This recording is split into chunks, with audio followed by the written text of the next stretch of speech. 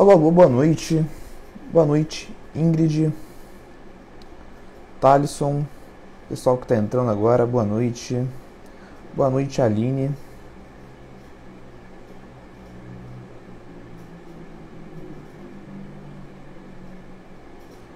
Gabriel, Matheus, Márcio.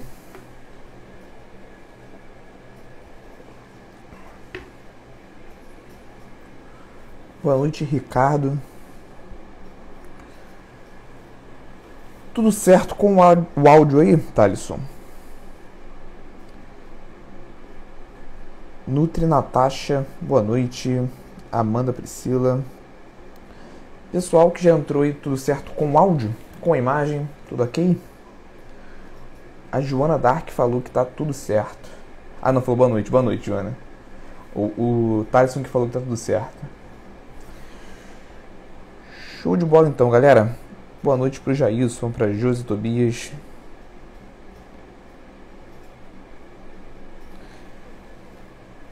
Beleza, então, enquanto o pessoal entra aí, a gente começa a bater o papo.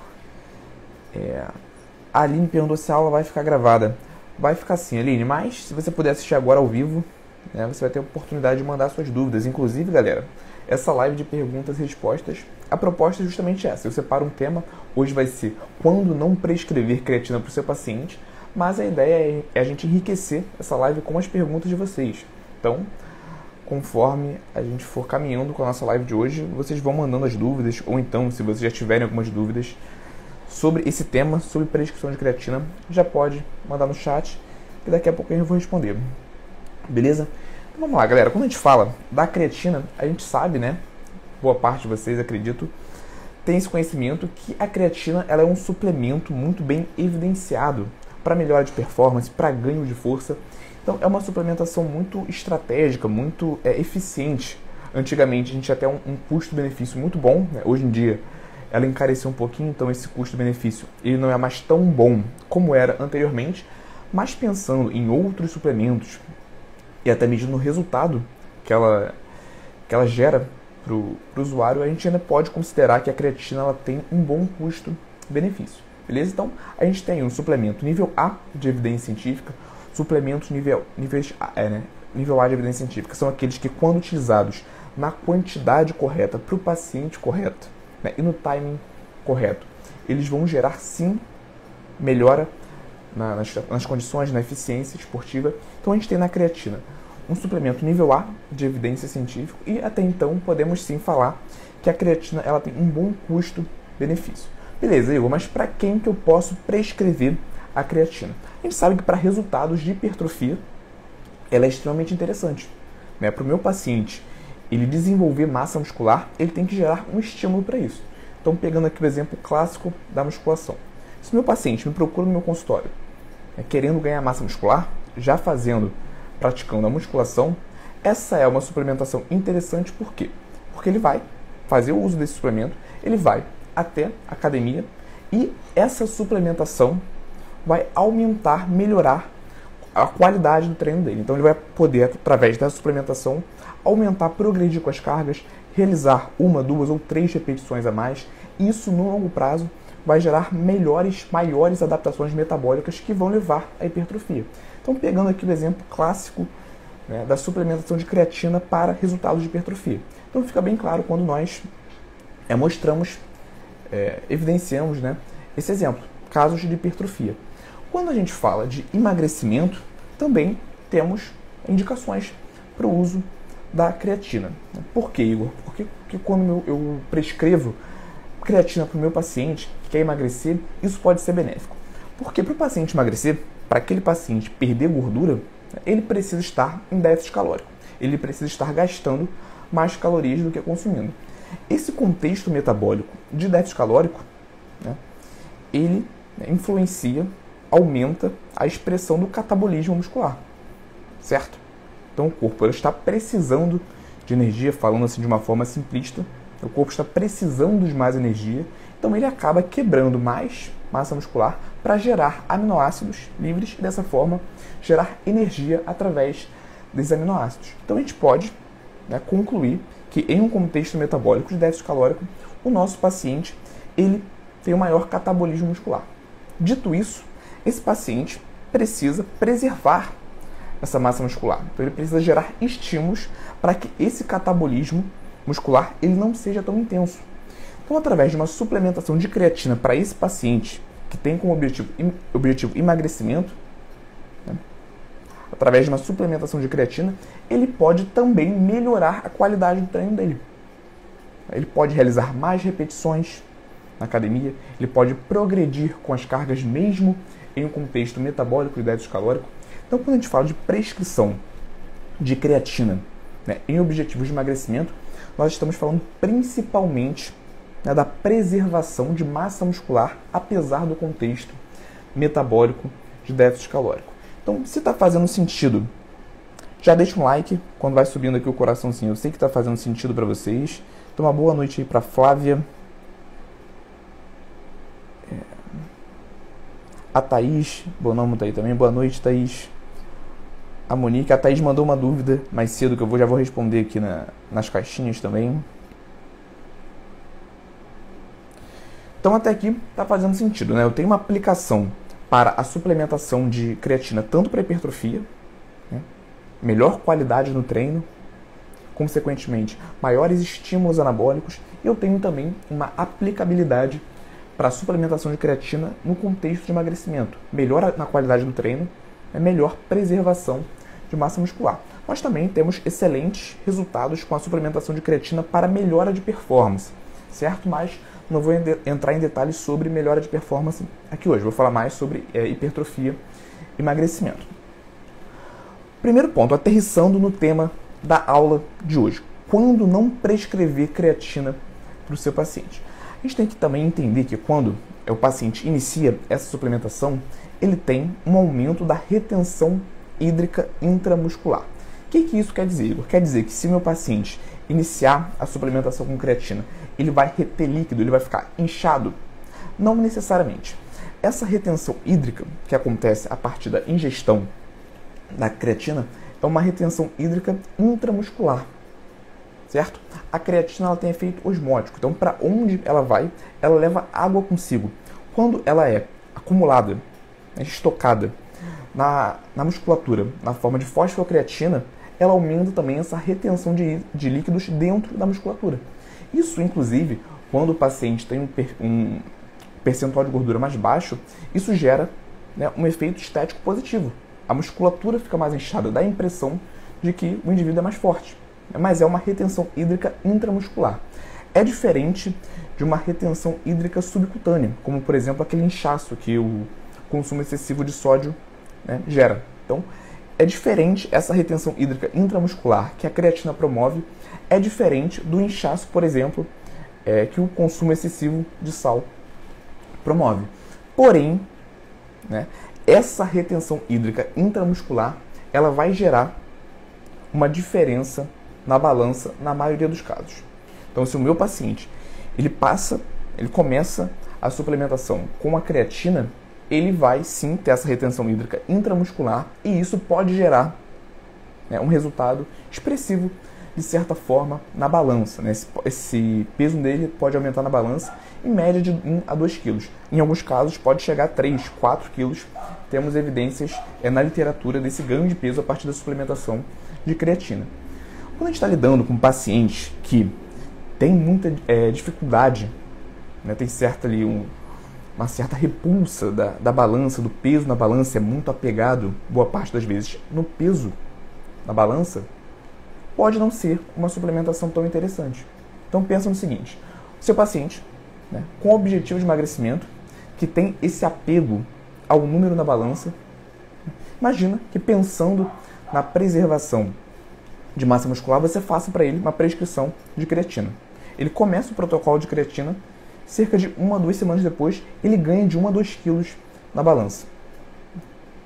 Até ele entender que aquele ganho de peso não foi por conta do aumento da gordura corporal, que é o que geralmente eles associam, pode ser uma dor de cabeça. Isso pode desanimar aquele paciente. Ele pode achar que está ganhando gordura com aquela dieta que você prescreveu, com aquele suplemento que você prescreveu. Então, esse é um dos pontos da nossa aula de hoje, nossos pontos principais da live de hoje. Quando não prescrever creatina para o seu paciente? é um suplemento interessante no contexto de déficit calórico, no contexto do emagrecimento, para auxiliar na preservação de massa muscular, mas para aquele paciente que não lida bem com o resultado na balança, por mais que você tente explicar, pode ser um tiro no pé, né? Porque é possível e provável que ele ganhe peso a partir do início dessa suplementação. Isso poderia estar mascarando o resultado daquele paciente, poderia estar confundindo aquilo com ganho de gordura. Então, nesse caso aqui específico que eu acabei de falar, não é uma boa estratégia, certo? Mas não por questões fisiológicas, e sim por uma questão psicológica do nosso paciente. Se fez sentido, já deixa um like aí para eu saber que está fazendo sentido para vocês. Eu acho que vocês já começaram a mandar as dúvidas aqui, né? Então, a Aline Salles mandou uma dúvida. Vamos ler, peraí. Uma vez, eu vi uma aula que disse que o correto era apenas 3 gramas de creatina por dia, independente do peso, que acima disso seria apenas excretado na urina. É verdade? Ou qual a quantidade? Sim, Aline, é verdade. Nós temos 2 protocolos para a suplementação de creatina. Vamos lá. A ideia com a suplementação da creatina é aumentar os estoques de fosfocreatina a nível muscular. Com o aumento dos estoques de fosfocreatina, eu tenho também a melhora da eficiência muscular. Então eu consigo, como eu já falei, progredir com as cargas na musculação, realizar mais repetições em esportes explosivos. Esse aumento nos estoques de fosfocreatina vai fazer bastante diferença, tudo bem? Então a creatina em si, ela tem vários mecanismos de ação que são estudados. O mais evidenciado é esse, aumento nos estoques de fosfocreatina. Quando eu faço, por exemplo, um protocolo de saturação, o meu paciente ele nunca usou a creatina. Eu identifiquei que essa é uma suplementação interessante para ele e fiz a prescrição da creatina para ele, né?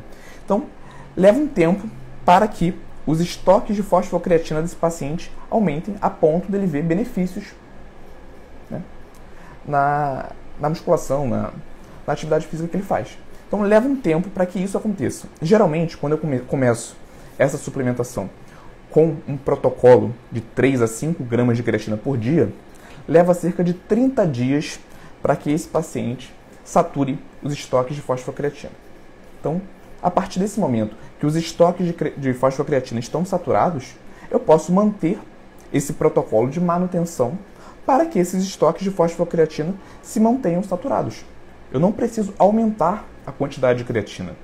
Fazendo isso, realmente, vai ser um desperdício porque o corpo desse paciente vai estar excretando essa creatina que vai além de 3 a 5 gramas por dia. Beleza? Então, esse é o protocolo tradicional, que é o de manutenção, de 3 a 5 gramas por dia, todos os dias, inclusive quando o paciente não estiver treinando, né? Quando ele não for treinar naquele dia especificamente. Porém, por outro lado, eu tenho um protocolo que é o de saturação. Então, eu posso começar a prescrição para o meu paciente com esse protocolo de saturação. Esse protocolo, né, diz que consumindo cerca de 20 gramas de creatina, né, durante 7 dias, eu tenho, né, o aumento, a saturação desses estoques de fosfocreatina mais rápido, dentro desse período de 7 dias. Então, eu tenho 2 formas de suplementar a creatina para o meu paciente. Eu posso começar por esse protocolo de manutenção, de 3 a 5 gramas por dia, vai demorar cerca de 30 dias para esse paciente saturar os estoques de fosfocreatina, mas eu posso agilizar e começar com um protocolo de saturação, cerca de 20 gramas durante 7 dias. Depois que eu realizo esse protocolo de saturação, obrigatoriamente eu tenho que iniciar o de manutenção para que esses estoques de fosfocreatina continuem saturados, certo? Mas são 2 formas de nós prescrevermos a creatina para o nosso paciente. Mas sim, uma vez que esses estoques de fosfocreatina estão saturados, eu prescrever uma quantidade maior do que 3 a 5 gramas de creatina por dia é sim um desperdício e essa creatina vai ser eliminada. Beleza? Fez sentido? Para a galera que está chegando aí agora.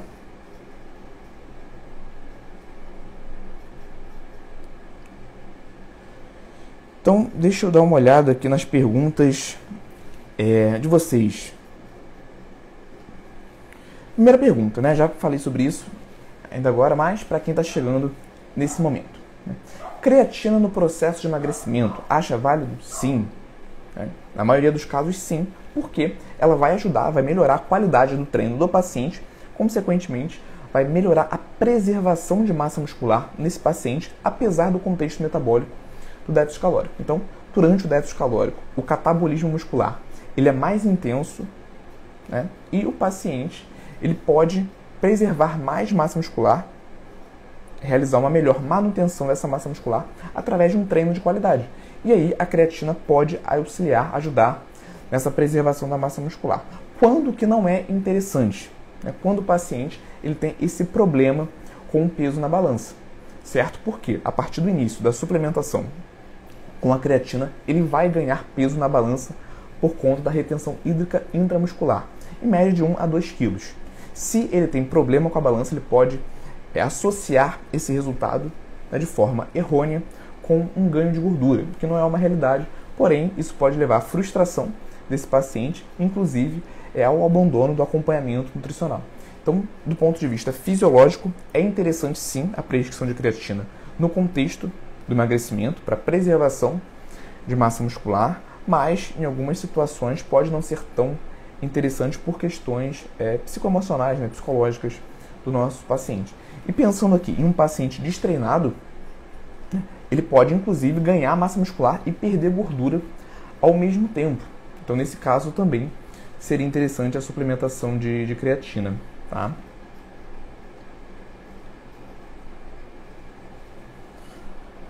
A Aline Salles perguntou, e quanto deve ser tomado por dia? É multiplicado algo pelo peso? Sim, a gente tem um cálculo por peso, né, por peso corporal. Mas, geralmente, né, eu nunca encontrei, por exemplo, no consultório e nem na literatura, um caso onde essa dosagem diária ficasse abaixo ou acima de 5 gramas por dia. Então, você pode prescrever para o seu paciente de 3 a 5 gramas por dia. Inclusive, já é o dosador que vem na embalagem de creatina, certo? Então, protocolo de manutenção de 3 a 5 gramas por dia, tá?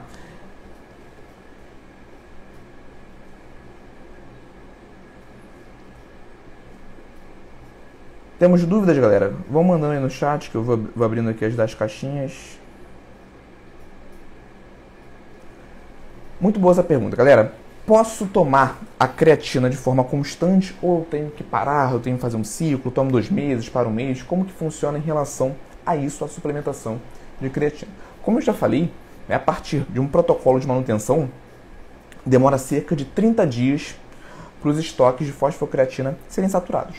Então, se o paciente começa do zero com um protocolo de manutenção, vai demorar cerca de 30 dias para que aquele paciente, de fato, veja os resultados, né, da melhor forma daquela suplementação. Uma vez que é interrompido essa suplementação, demora cerca também de 30 dias para os estoques de fosfocreatina voltarem ao basal, voltarem ao normal, né? Então demora cerca de 30 dias para alcançar o resultado que eu quero com essa suplementação, me manter esse resultado, e a partir do momento que eu interrompo a suplementação, demora cerca de 30 dias para eu voltar ao normal. Então não faz sentido, né, realizar ciclos de creatina mensais. Por exemplo, toma creatina um mês, para no outro mês. Toma creatina no mês, para no outro. Até porque, no final de um mês tomando de forma contínua a creatina, é de fato onde eu vou começar a encontrar os benefícios. Se eu interrompo esse consumo naquele momento, né, eu não vou ver os benefícios. Eu vou perder, eu vou começar a diminuir aqueles estoques. Então, é seguro e adequado do ponto de vista da eficiência da suplementação você manter a creatina, o consumo da creatina, enquanto você quiser ver os benefícios daquela suplementação. Não existe necessidade de você interromper o consumo da creatina, tudo bem? É um suplemento seguro, sim, certo? Não oferece complicações, riscos à saúde, melhor dizendo, e do ponto de vista do aumento dos estoques de fosfocreatina, onde nós temos mais evidências de mecanismos de ação desse suplemento, o que mais faz sentido é você manter essa suplementação de forma contínua, de forma constante, enquanto você quer ter os benefícios daquele suplemento. Tudo bem?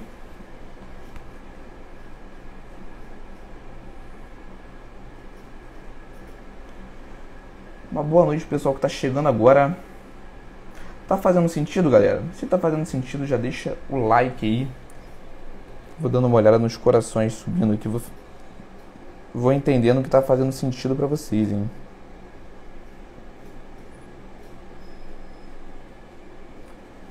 Mas resumindo, a partir do momento que você inicia a suplementação de creatina, uma prescrição para o seu paciente, né, não existe a menor necessidade de você ciclar essa suplementação. Inclusive, a maioria das vezes, isso vai mais atrapalhar do que ajudar, beleza?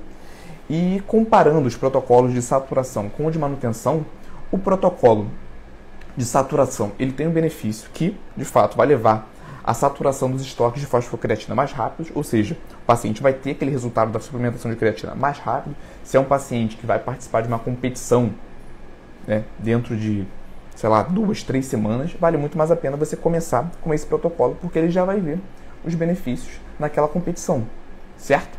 Se o paciente não vai participar de nenhuma competição, não tem essa pressa para alcançar os benefícios, vale a pena você começar também pelo protocolo de manutenção, até porque é uma suplementação mais fácil, né? Você simplesmente orienta aquele paciente a consumir de 3 a 5 gramas por dia e por aí, dali para frente, você vai começar a ver os resultados, certo? Você não precisa instruir esse paciente a começar consumindo 20 gramas por dia durante 7 dias e depois começar o protocolo de manutenção. Então, é uma prescrição mais fácil o protocolo de manutenção, certo? Mas pensando em resultados no curto prazo, o de saturação, começar pelo de saturação é mais interessante.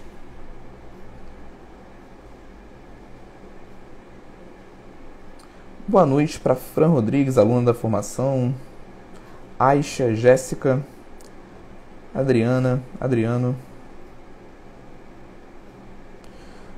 A Aline Salles perguntou, melhora o resultado se tomado junto de um carboidrato? A gente tem essa teoria. Vamos lá, Aline. Então, quando a gente pega as evidências sobre esse consumo da creatina associado a um carboidrato, nós temos alguns artigos que mostram sim que essa creatina ela é melhor absorvida junto a uma fonte de carboidrato. Porém, temos mais artigos mostrando que não faz diferença se esse consumo da creatina ele é associado ou não com carboidratos. Ou seja, né, resumindo, nós temos alguns artigos que mostram que é mais eficiente essa absorção junto a uma fonte de carboidratos, mas temos mais artigos que mostram que não faz diferença o consumo de carboidratos ou não, que essa eficiência na absorção é a mesma. Por via das dúvidas, você pode prescrever junto a uma fonte de carboidratos, mas analisando o global da literatura sobre essa questão, não é visto uma diferença significativa. Tá bom?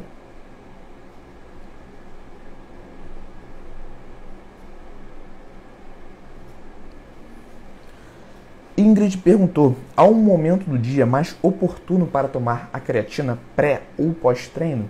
Não, Ingrid, não há. Por quê?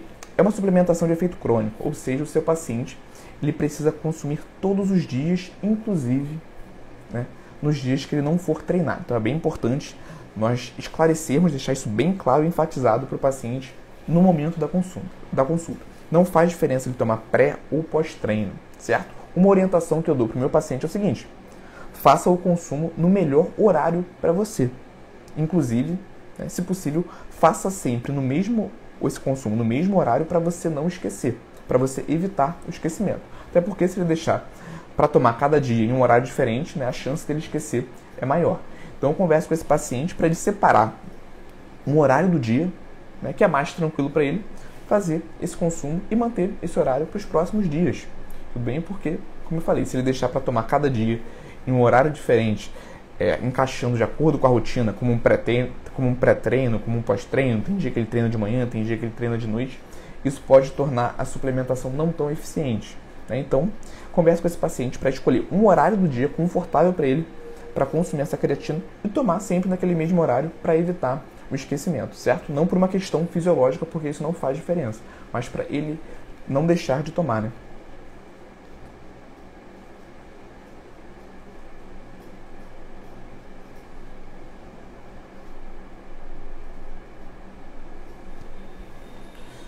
É interessante suplementar para um idoso, sim, né? Nós temos, inclusive, mecanismos de ação evidenciando, né? Ainda é algo que está sendo estudado mais, essa parte de células satélites, hipertrofia em idosos, principalmente naquele contexto ali de sarcopenia, que é comum nos idosos. Então, sim, é uma suplementação que vale a pena em idosos. Sim, obviamente, né? Se associado com uma atividade física, melhor ainda.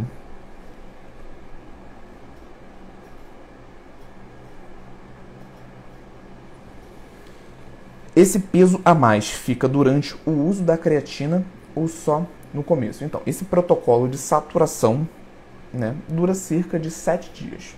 O consumo aproximado de 20 gramas de creatina durante 7 dias.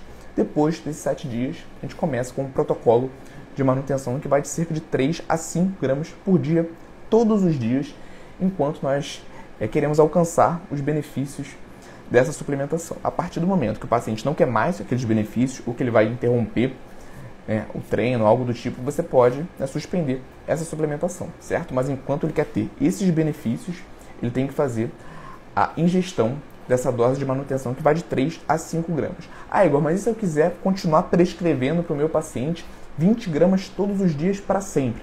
Tem algum problema? Tem algum risco para a saúde? Não, porém, vai ser a maior parte dessa creatina excretada na urina, até porque essa dose de manutenção, como o próprio nome já diz, é só para manter os estoques de creatina saturados, para fazer a manutenção desses estoques de fosfocreatina.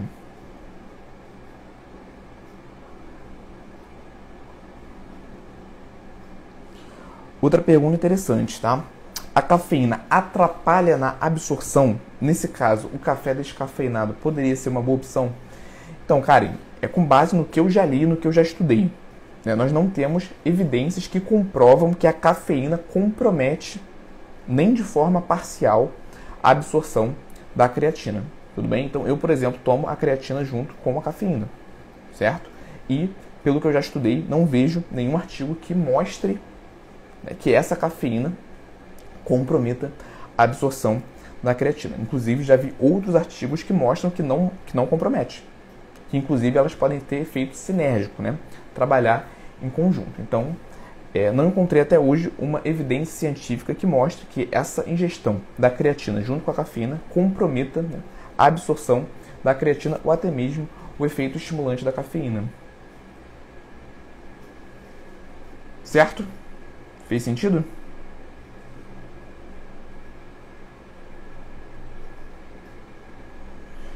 Temos dúvidas, galera?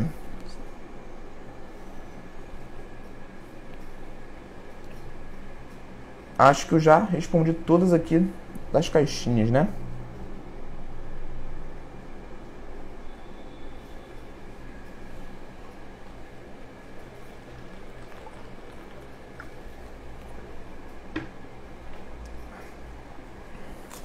Então é isso, galera. Para quem chegou depois, quando não prescrever a creatina para o paciente? Eu acredito que, por esse título, alguns podem ter associado, né, o tema da live com qualquer risco à saúde, mas não. A creatina não oferece risco à saúde. A gente tem essa confusão com um comprometimento, né? Essa falsa associação da suplementação de creatina com o comprometimento da função renal, mas a resposta para isso é bem simples. Uma vez que você aumenta o consumo de creatina através da suplementação, por exemplo, o que acontece? Eu aumento também o metabolismo final da creatina, que é a creatinina. Então, se eu tenho um aumento na ingestão de creatina, consequentemente, eu vou ter um aumento do seu metabólito final, que é a creatinina, certo? Em outros contextos metabólicos, em outras condições clínicas, o aumento da creatinina na corrente sanguínea pode indicar um comprometimento na função renal, mas isso não está associado, né, com o indivíduo que está fazendo a suplementação de creatina. Então, por isso que surgiu esse mito, né? Uma vez que eu aumento a creatinina na minha corrente sanguínea, em outros contextos, isso pode estar associado com uma possível complicação, uma possível ineficácia da função renal. Porém, uma vez que o indivíduo está suplementando a creatina, isso é inclusive esperado, até porque é o metabólito final da creatina, certo? Então, essa confusão ela é justificada dessa forma. Temos dúvidas, galera? E também, mais uma vez, respondendo o tema dessa live, quando não prescrever a creatina? Em casos de emagrecimento, quando o paciente tem problemas com o peso total na balança, certo? A creatina ela promove uma retenção hídrica intramuscular. Essa retenção hídrica intramuscular vai impactar no peso total na balança. O indivíduo vai ganhar de 1 a 2 quilos em média, certo? E para aquele paciente que tem problema na balança, isso pode ser desmotivante, né? Pode ser frustrante para esse paciente, inclusive ele pode abandonar o acompanhamento por conta disso.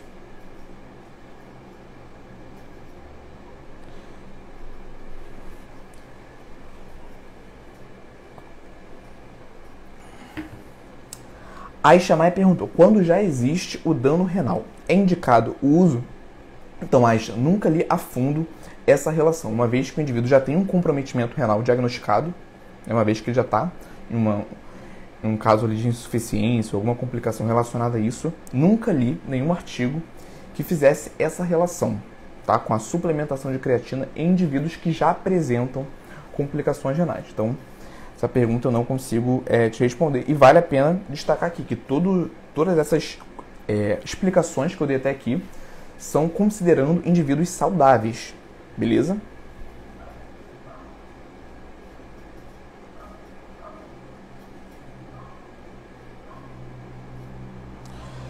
É isso, meu povo. Lembrando, ó, agenda da Escola de Nutrição Esportiva. Toda quarta-feira, 8 horas. Antigamente, essas aulas gratuitas no YouTube, elas eram 19 horas. Né? Essa semana mudou, vai ser 8 horas. Então, a partir dessa semana, que já aconteceu ontem, e das próximas semanas, a live no YouTube com os slides, a aula completa, vai ser 20 horas, certo? Toda quarta-feira, 20 horas, aula gratuita no YouTube e semanalmente também essa live de perguntas e respostas aqui no Instagram. Beleza? Se você não quer perder nenhum desses conteúdos gratuitos, no link da bio aqui do perfil, já estou finalizando a live.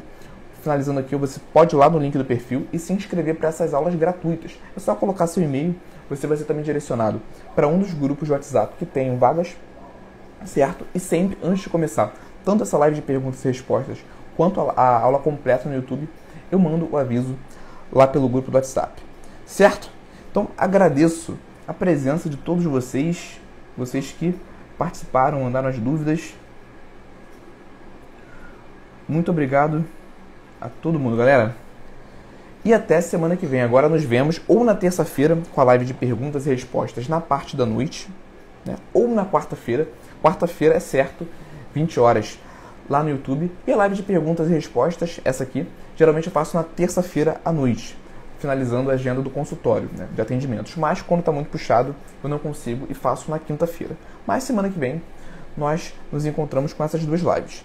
Beleza? Aline Salles falando que foi ótima, show de bola, Aline. Obrigado pela presença. A Raíssa também gostou. Um abraço, Raíssa. E vou ficando por aqui, pessoal. Tchau, tchau.